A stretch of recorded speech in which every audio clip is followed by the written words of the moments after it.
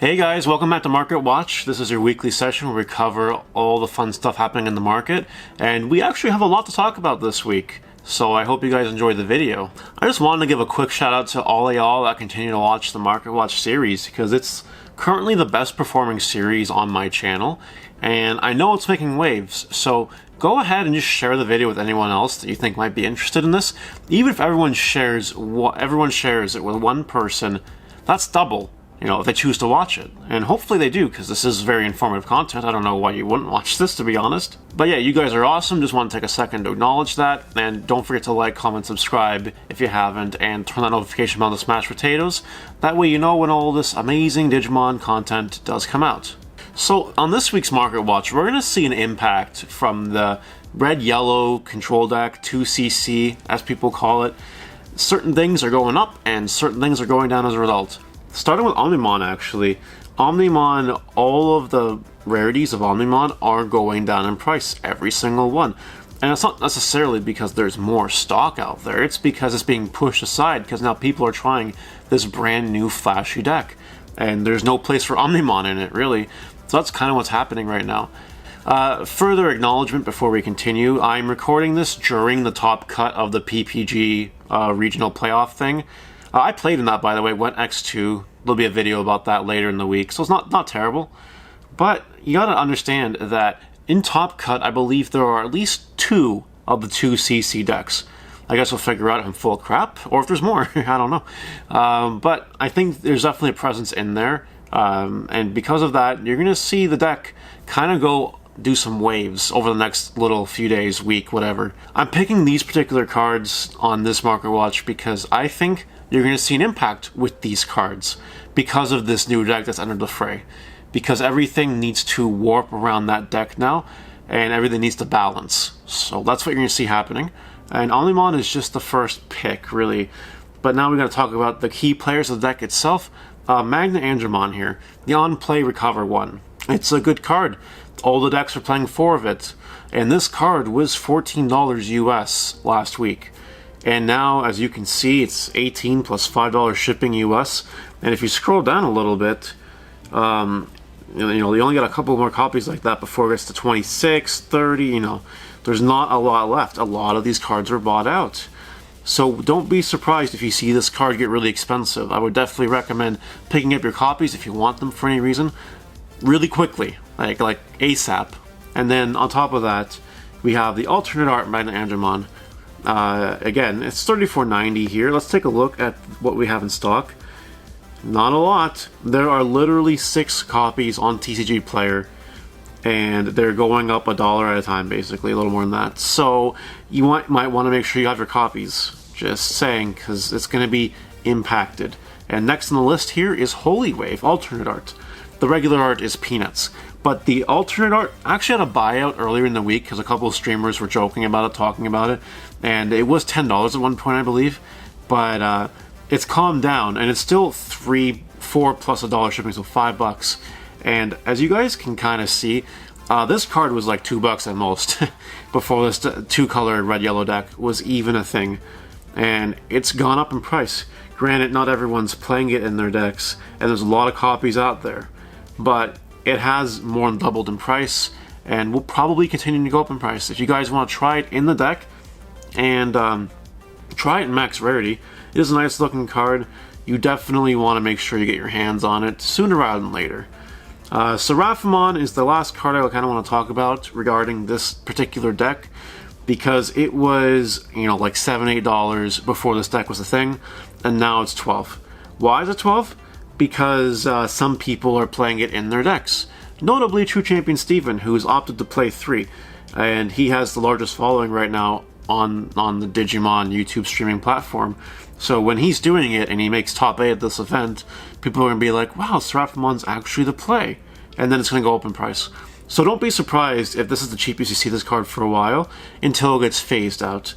That's really it for the cards I want to cover for the red-yellow control deck. What else is affected? Let's find out. War Greymon time.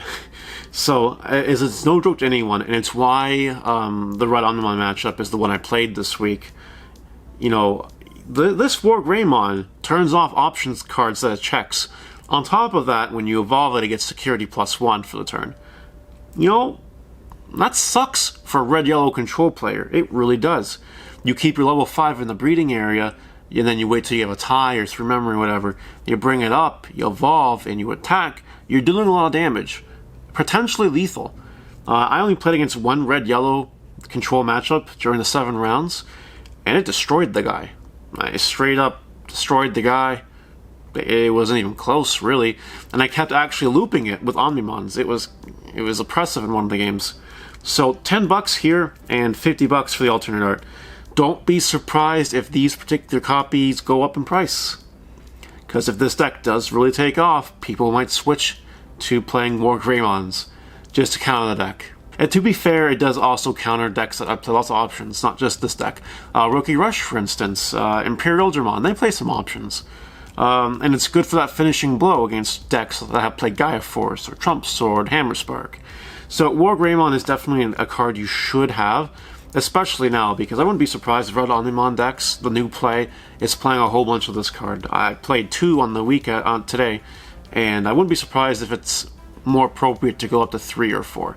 And Digimon, next card. It's gone down in price. It's the only reason why I wanted to cover it. More tournament packs are being opened, and as a result, cards like this are dropping in price, and cards like this, Angelmon, are dropping in price. $70. Last week it was a lot more expensive. Same with the Digimon, and look where we are now. $70. Tournaments are resuming, packs are being opened, but again, we don't know when the faucet will be turned off, right? $70 isn't a terrible buy. Yeah, I might go down a little more than that before it goes back up. But these tournament promo cards, especially these ones that are limited compared to the other ones, they'll definitely be doing some waves. So this is a low in my opinion, and I think that in 2-3 weeks it'll be back up there, or maybe a little bit longer. Who knows? Just buy it if you want to buy it. If you want it, it's a nice card. But we never know what's going to happen, right? Shine Greymon. This is one of the cards that took a big dive this week. $15. It's never been that low. It's never been that low. That's another way to put it. The alternate art's even going down in price. I guess what's happening here is red-yellow is, it's good.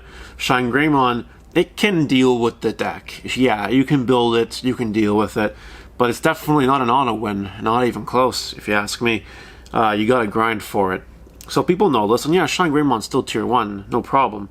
But 15 is the lowest we've seen in a while. As long as Shine Greymon still continues to top, which I know for a fact it did top this PPG, it won't fall too much lower, but it might stabilize around that, and it might go up a little bit more. So just food for thought there. Next I want to cover Alternate Beelzemon, because it's actually expensive. And yes, Beelzemon is a waifu. To the random person in the comment section that told me to say that, yeah, look at this card. Just look at it. Isn't this so nice to look at?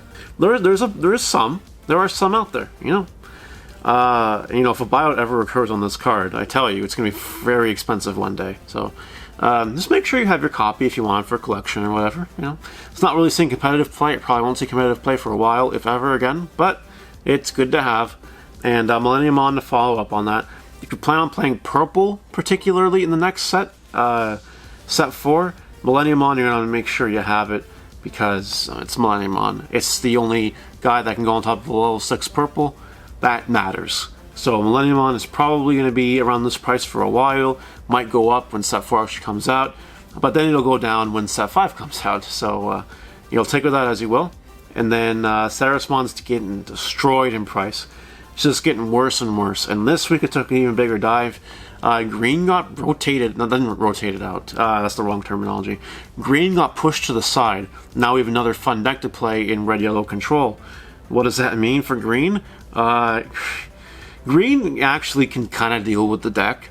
If you build your board big enough, you might be able to just, out-tempo them, which is really cool, but really, it loses everything else, and it's not even a guaranteed auto win against red-yellow. So I wouldn't be surprised if these continue to go down.